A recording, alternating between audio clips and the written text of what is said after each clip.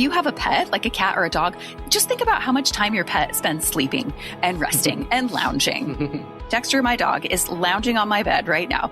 And all day. He'll do that all day. And guess what? We are also animals. We can learn from them and recognize, we're meant to spend more time in our parasympathetic system, which is basically our relaxation response. However, we live in a world where we very much live most of our time in our sympathetic system, which is our fight or flight response. Welcome to the Injured Athletes Club podcast, the show that helps athletes cope with sports injuries and bounce back stronger. I'm journalist Cindy Kuzma. And I'm mental skills coach Carrie Jackson.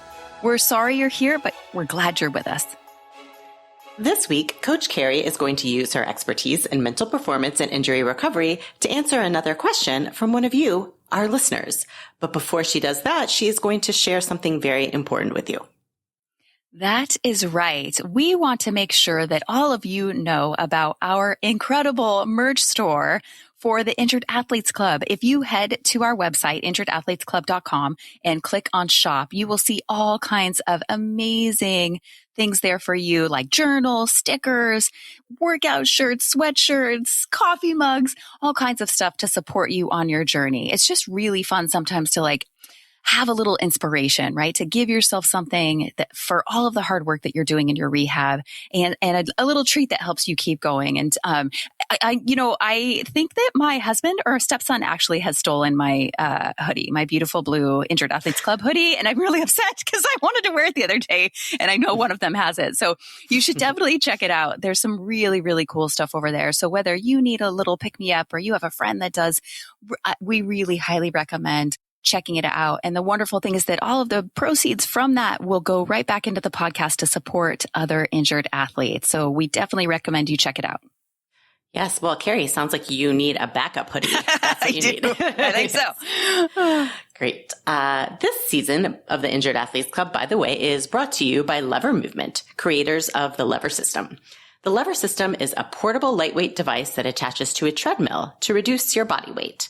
That means less impact on your joints so you can come back from injury safely or even prevent getting hurt in the first place. You can use the Lever System at home or take it to the gym and set it up. It takes less than 2 minutes to do that. Use code INJURED20 to get 20% off any device at levermovement.com. So another great way to support the show is to check out Lever today, and you'll also be able to take your training to the next level.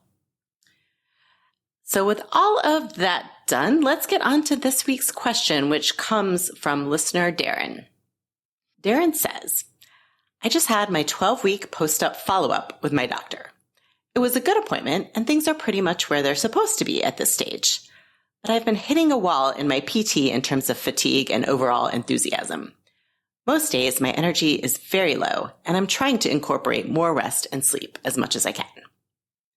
But the doctor said that at this stage, between months 3 and 12, is where the real work begins in terms of strengthening and getting back to where I was before, and hopefully stronger.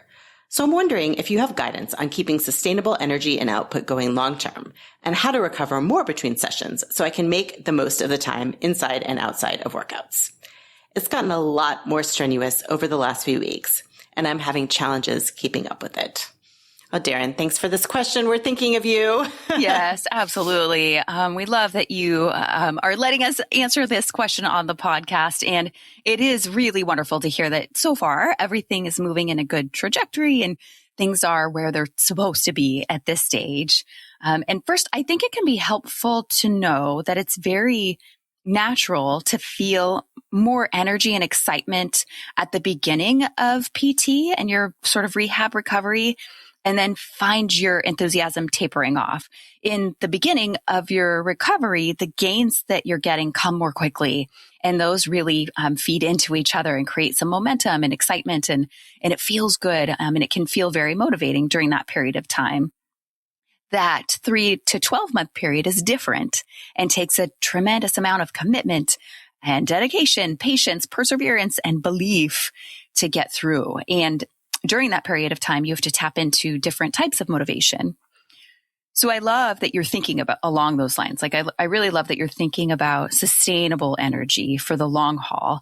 And you're right that part of that strategy for sustainable energy over periods of time has to include recovery. I will say I want to start first with if you're feeling a significant level of exhaustion, it's good to meet with your doctor to rule out any other potential factors. So sometimes we make the assumption that it must have to do with the injury, but sometimes there might be something else going on. So, I don't know exactly what that feeling of fatigue feels like for you, but to just kind of, for anybody else listening, you want to make sure you rule out anything else. But I'm going to assume to answer the question, I'm going to assume that the fatigue is related to your recovery and where your body is right now. And one thing to take into consideration when we're recovering from an injury, there are activities that can contribute to your overall stress load that might not be on your radar.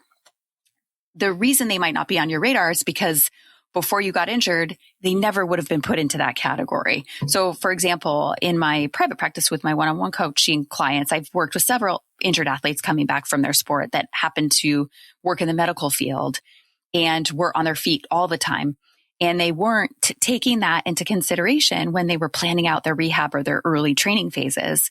They weren't factoring that in terms of their overall load and were confused about why they were feeling so depleted. So, we don't do that because before we wouldn't have categorized it that way, but it does need to be categorized that way now.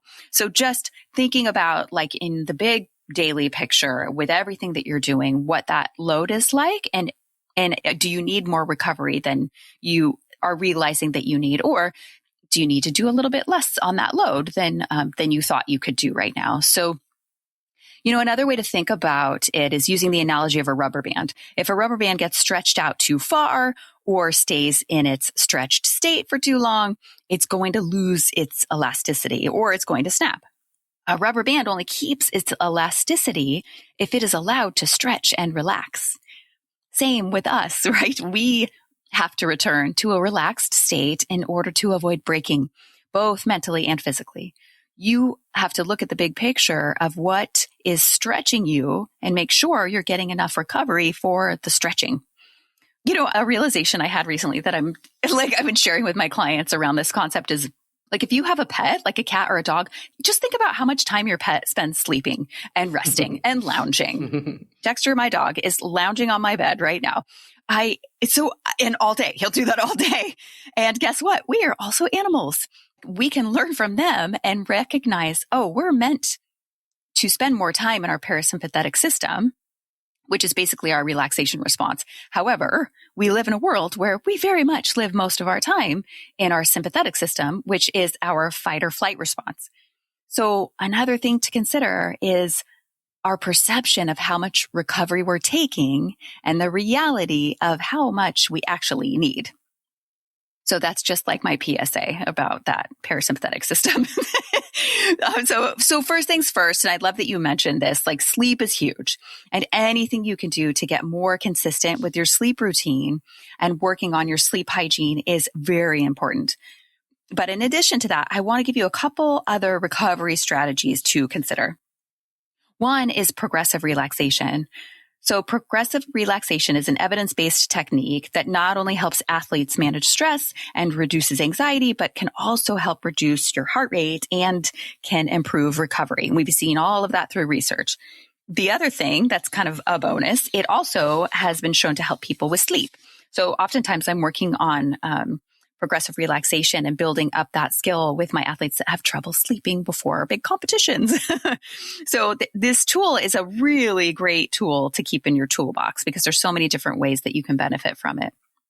And actually, if you sign up for our email list, we have over at injuredathletesclub.com, you get one of the free downloads you get is a progressive relaxation exercise, but you can also check out apps like Headspace and Insight Timer, and they will have progressive relaxation exercises as well. So you can think about how to incorporate that as a proactive part of your recovery, right? That becomes something that you put if you write out your training plan, quote unquote, for your recovery, and you have these days I'm doing these rehab exercises. This day I'm doing my progressive relaxation exercise, right? So just incorporate it as one of your exercises that supports your recovery. Another homework assignment I often give my coaching clients is to create their own parasympathetic list. So this assignment, the first thing you do is to write down a list of 8 to 10 things that engage your parasympathetic response. And the way you know you're in your parasympathetic state is when you have a felt sense in the body of relaxed well-being.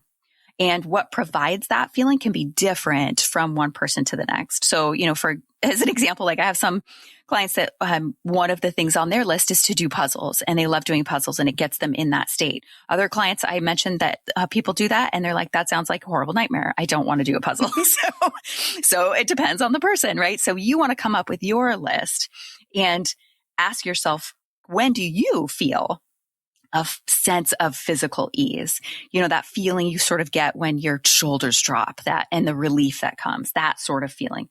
What activities help you get closer to that feeling? And that's what you want to brainstorm for your list. And then once you brainstorm the list, the next step is to set a goal for non-negotiable time spent in your parasympathetic state. You might not get to the same percentage as your pets, but think about where you are now and how can you increase that? And again, that becomes something that you put into your recovery plan, right? That gets written down like, okay, on this day, I'm going to do this thing from my list. Or sometimes people like to post their list and be able to choose something in the moment that like, oh, I feel like I want to do this. The other thing I would say, I would also recommend checking out our first Q&A episode of season 9. It's episode 158, titled In It for the Long Haul, where I answer another listener's question and provide some strategies for staying patient and keeping things fresh. And I think that would be a really great episode to check out for what you're going through, Darren, as well. Amazing. Well, as I look around the room at my cats sleeping in their heated beds, I am now even more inspired. So thank you so much for that great advice, Coach Carrie. Again, that is very aspirational. I don't think I can sleep as much as they do, but yeah. Thank you so much also, Darren, for sending in this question. And thank you to Jeremy Nessel for editing the show. We're also incredibly grateful to Lever Movement, our sponsor, for making the show possible. You'll definitely want to click through the show notes to learn more about the Lever system. You can also, if you'd like, submit a question for Coach Carrie to answer on an upcoming episode. To do that, email us at hello@injuredathletesclub.com. Visit our Facebook page or join our Facebook group, also called the Injured Athletes Club. And about that group, by the way, it is online, available for you anytime. One of my favorite places on social media. People there are sharing the highs and lows of what they're going through. And if you're struggling, they get it because they are there right now too, or they've been there before. And I'm so grateful for that space and hope that you will join us there. You can get links to all of that, to the past episode Coach Carrie mentioned, to the merch she talked about, and the link to sign up for our email list to get those breathing exercises and to access the group. All of that is on our website at injuredathletesclub.com. We'll see you there.